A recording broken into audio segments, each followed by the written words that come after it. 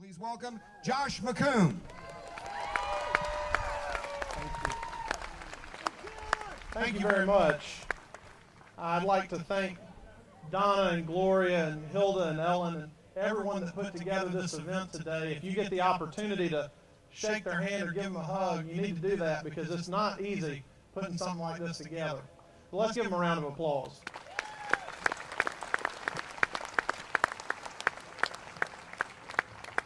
And I appreciate the opportunity to be here today. I didn't realize exactly how difficult my assignment was going to be. It's kind of tough to follow that.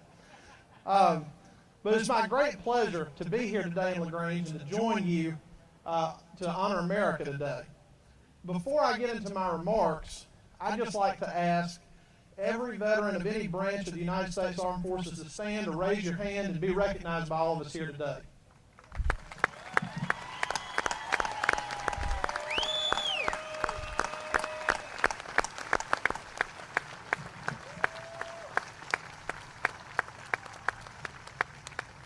I always like to start my remarks in that fashion because it is the sacrifice of the men and women who have worn the uniform of the United States military that have made days like today possible.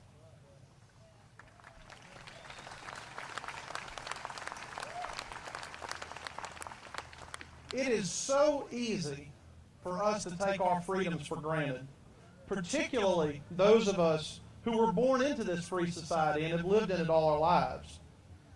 How easy it is to imagine that there's no other way to live. But history is full of examples.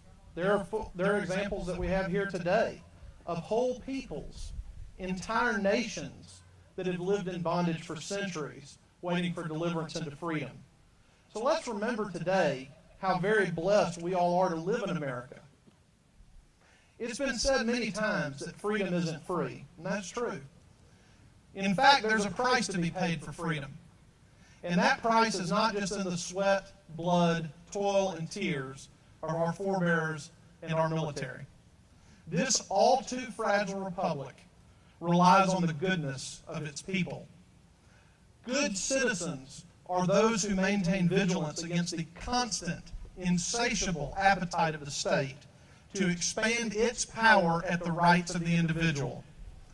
We need good citizens to be vigilant, to go to public meetings, to speak out and keep our government honest, and to remind our fellow citizens of their civic responsibility.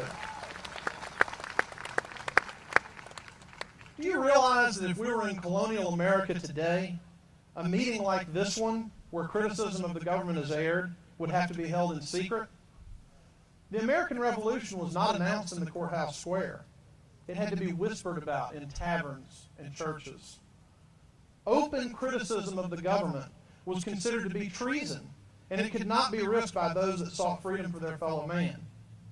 The Tea Party, which has become the rallying cry for this movement, that seeks to return America to its founding principles, was one rare exception where revolutionaries brazenly and out in the open dumped British tea into Boston Harbor to protest unjust taxes.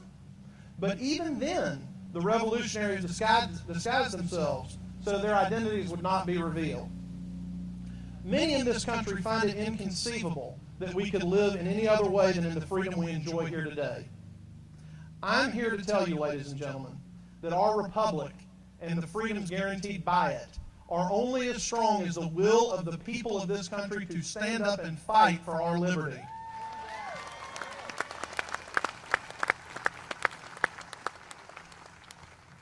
For the last several years, under leaders of both major political parties, we have seen our freedoms chipped away as our country has been dragged down a path of socialism. Only very recently have the architects of a would-be socialist America been emboldened to come out publicly and demand nationalization of our healthcare system.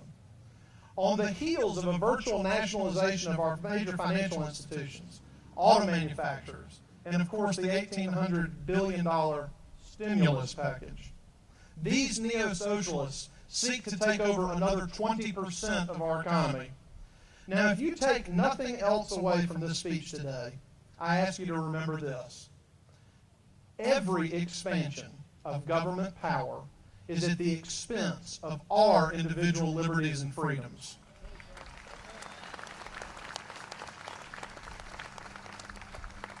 Every new program, every new expenditure, no matter how well intentioned, takes away from the power of us as individuals to chart our own course and make our own way in this country that promises rights to life, liberty, and the pursuit, not the guarantee, of happiness.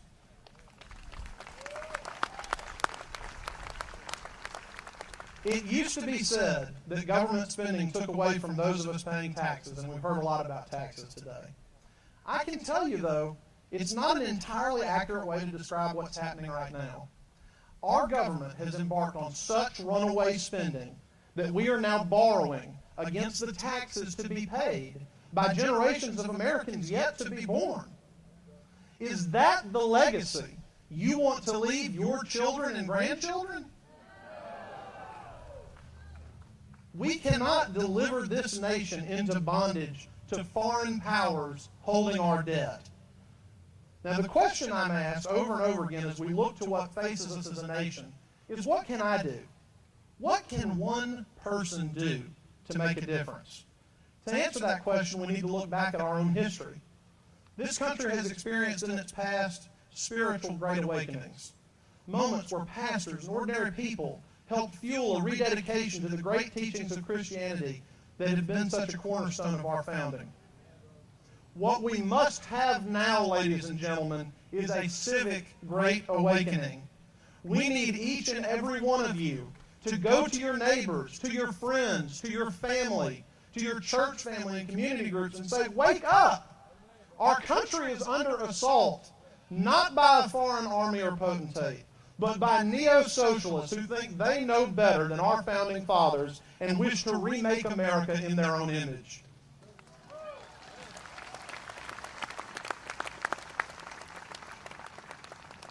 If you want America to endure, you have to get them to wake up.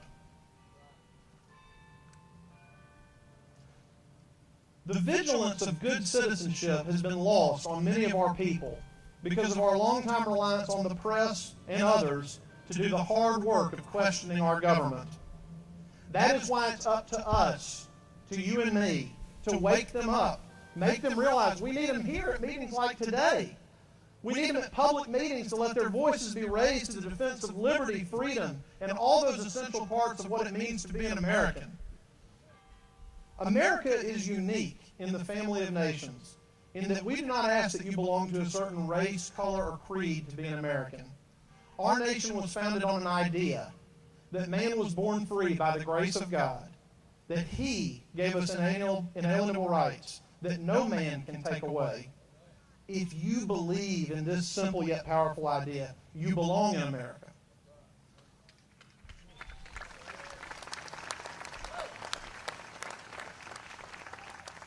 There are many in this country that believe America's best days are behind her, that we have begun a slow, irreversible slide into bondage. I have this own argument with my brother all the time about whether or not America will return to its founding principles. I believe we can return to an America that cherishes rugged individualism, freedom, and the liberties we've enjoyed for over 200 years. Do you believe it?